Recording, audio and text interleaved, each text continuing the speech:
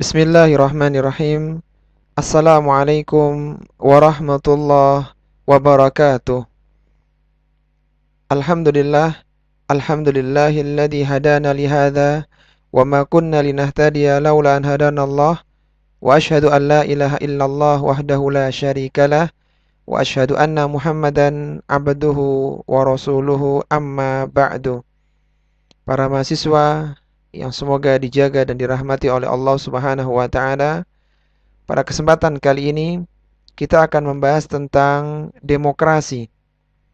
Apa yang dimaksud dengan demokrasi, bagaimana bentuk demokrasi dan apa saja prinsip-prinsip demokrasi. Itu yang akan menjadi bahan kajian kita pada kesempatan kali ini. Kita awali dengan membahas definisi demokrasi. Demokrasi adalah sistem pemerintahan yang pertama kali dilaksanakan di negara Yunani kuno pada tahun 4 sampai 5 sebelum Masehi, yang ditentang oleh negara-negara yang menerapkan sistem monarki. Demokrasi ini muncul karena kekecewaan sebagian masyarakat, sebagian kelompok terhadap sistem monarki, sistem kerajaan. Sehingga antara demokrasi dan monarki ini adalah dua sistem yang bertolak belakang. Sistem kerajaan tidak bisa bertemu dengan demokrasi. Karena demokrasi muncul berawal dari ketidakpuasan dengan sistem monarki.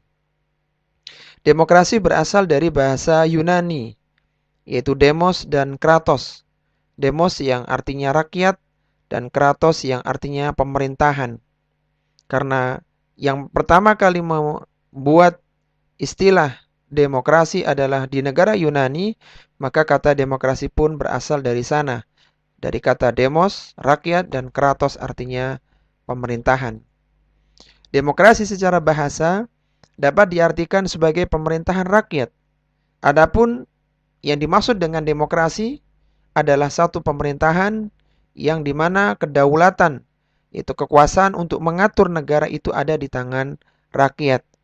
Berbeda dengan monarki, kedaulatan, kekuasaan untuk mengatur negara itu di tangan raja. Demokrasi secara sederhana diartikan sebagai pemerintahan dari rakyat, oleh rakyat, dan untuk kepentingan rakyat. Ada prinsip-prinsip demokrasi atau arkan rukun-rukun dalam demokrasi. Demokrasi adalah sebuah kerangka, konsep bagaimana mengatur sebuah negara, dan negara dikatakan demokrasi itu ada rukun-rukunnya, ada prinsip-prinsipnya. Yang pertama adalah adanya kontrol atas keputusan pemerintah. Kalau dalam sistem monarki itu kebijakan raja adalah satu yang absolut, yang mutlak, maka dalam demokrasi itu ada namanya oposisi. Pihak yang akan mengontrol, memberikan kritik terhadap keputusan pemerintah. Ini ciri demokrasi. Sehingga tidak ada demokrasi kalau tidak ada oposisi. Yang kedua adalah mekanisme pemilihan yang teliti dan jujur. Kalau dalam sistem monarki, penggantian kekuasaan itu adalah turun-temurun pada keluarga kerajaan, adapun demokrasi ini adalah dengan pemilihan, dengan cara yang teliti dan jujur. Yang ketiga, adanya hak untuk memilih dan dipilih. Kalau dalam sistem monarki, tidak ada kesempatan rakyat menjadi pemimpin. Mereka tidak akan dipilih menjadi pemimpin. Karena yang menjadi penerus cerita pemerintahan kerajaan adalah para pangeran, para anak-anak raja. Adapun dalam demokrasi, maka rakyat jelata berpeluang menjadi pemimpin ketika dia terpilih. Sehingga rakyat dalam demokrasi memiliki hak untuk memilih calon pemimpinnya dan memiliki hak untuk dipilih. Tentunya dengan mengikuti aturan-aturan yang berlaku. Yang keempat adalah adanya kebebasan menyatakan pendapat tanpa ancaman. Sehingga dalam demokrasi ini memberikan ruang untuk rakyat melakukan demonstrasi, melakukan unjuk rasa, melakukan sesuatu yang untuk menyampaikan aspirasi mereka. Ini adalah adalah prinsip-prinsip demokrasi. Boleh menyampaikan pendapat tanpa adanya ancaman. Yang kelima adalah adanya kebebasan untuk mengakses informasi. Tidak boleh rakyat dibatasi untuk mengakses informasi dari luar negaranya, karena negara yang menganut demokrasi itu memberikan kebebasan rakyatnya untuk mengakses informasi seluas-luasnya.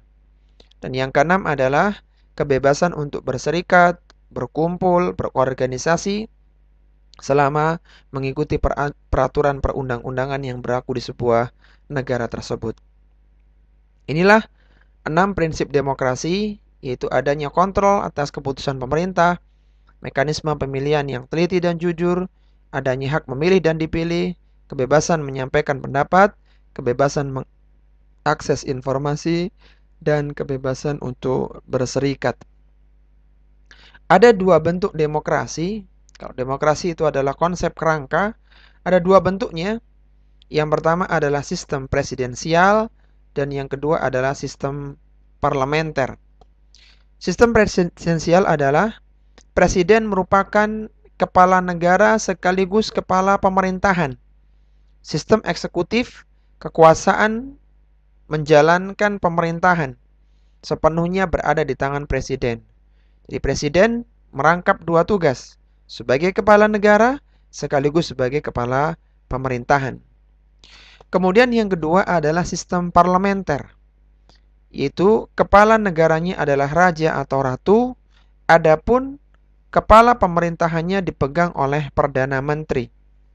Raja ini sebagai simbol negara, adapun yang mengatur pemerintahan adalah Perdana Menteri.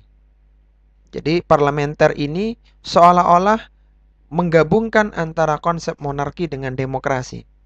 Ada rajanya, tapi raja tidak mengatur pemerintahan.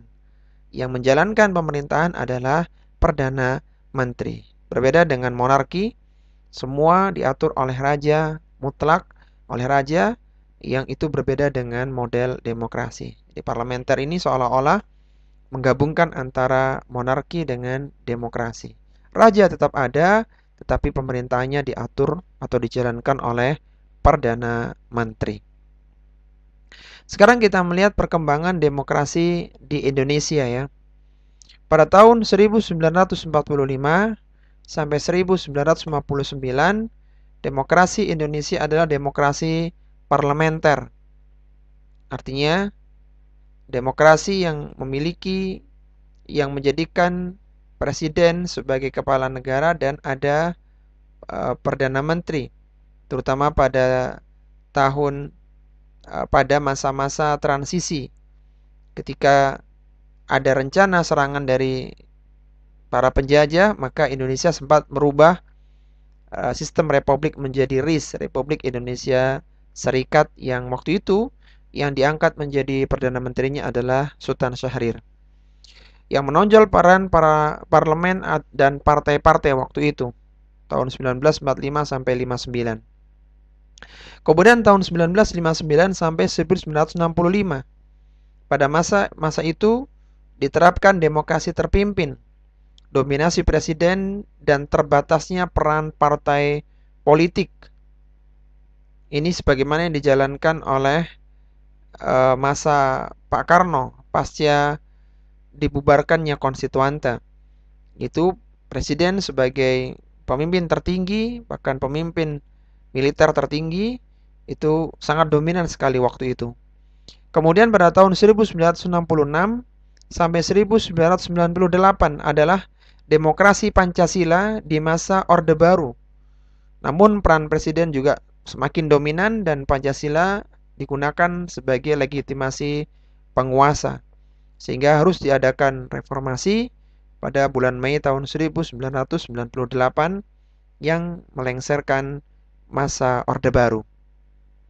Kemudian yang keempat adalah demokrasi pada masa reformasi, dimulai dari pasca reformasi atau tepatnya tahun 1999 sampai sekarang, menggunakan demokrasi Pancasila di era reformasi. Peran partai politik yang menonjol. namun beberapa kebijakan masih agak kurang berpihak pada kepentingan rakyat, meskipun pelan-pelan sudah mulai diperbaiki.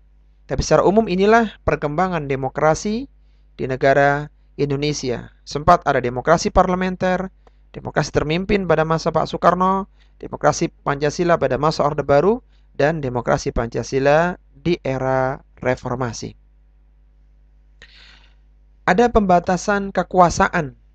Yang pertama adalah kedaulatan politik rakyat dilakukan lewat pemilu untuk membentuk MPR dan DPR setiap 5 tahun sekali. Ini untuk membatasi kekuasaan pemerintahan agar tidak seumur hidup. MPR memiliki kekuasaan melakukan perubahan terhadap undang-undang,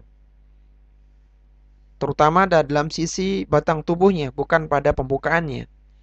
MPR berhak untuk melantik presiden dan wakil presiden, serta melakukan peringatan terhadap presiden jika presiden melanggar konstitusi, melanggar Undang-Undang Dasar 1945 atau bahkan melanggar Pancasila.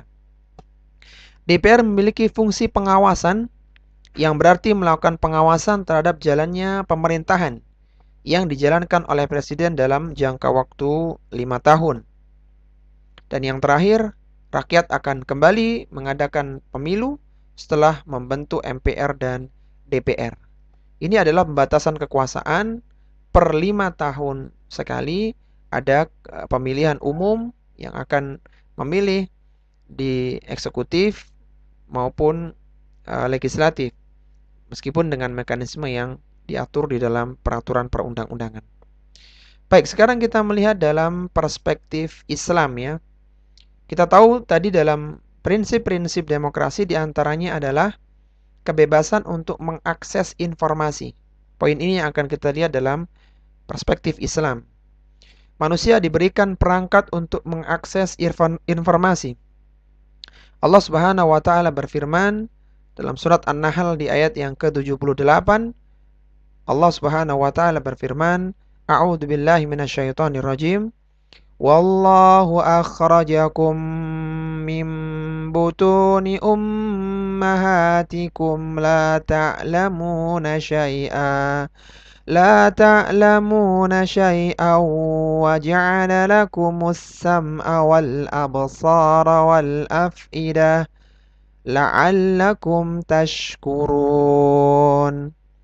Kata Allah Subhanahu wa taala, Allah lah yang telah mengeluarkan kalian dari perut ibu-ibu kalian dalam keadaan kalian tidak mengetahui sesuatu apapun. Wa ja'ala lakumus sam'a, Allah berikan kepada kalian pendengaran, wal absar, penglihatan, wal af'idah, dan hati, la'allakum tashkurun, agar kalian bersyukur kepada Allah Subhanahu wa taala. Penglihatan dan pendengaran yang disebutkan dalam ayat ini adalah alat untuk mengakses informasi, untuk mendapatkan informasi. Sampai-sampai kata Syekh Abdurrahman bin Nasir As-Sa'di rahimahullahu ta'ala dalam kitabnya Taysirul Karimir Rahman fi Tafsir Kalamil Mannan, ketika menafsirkan ayat ini beliau mengatakan khassa hadhil a'dha'u thalathah, disebutkan 3 anggota ini li syarafiha wa fadliha, untuk memuliakan dan mengutamakannya, wali annaha miftahu likulli ilmin, dan perangkat-perangkat ini adalah kunci masuknya ilmu. Fala wasala lil abdi ilmun illa min ahadin hadhi abwabu ats-tsalatsah.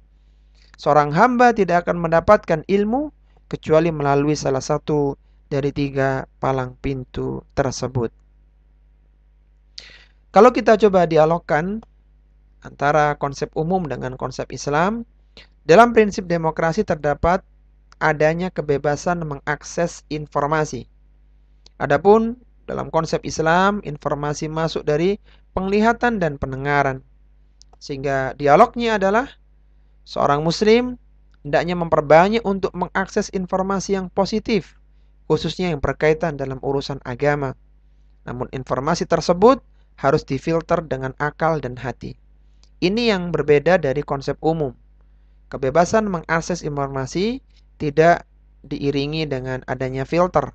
Adapun dalam agama Islam ini ada hati yang akan memilah ia akan memilih, ia akan memfilter informasi yang masuk pada diri seseorang.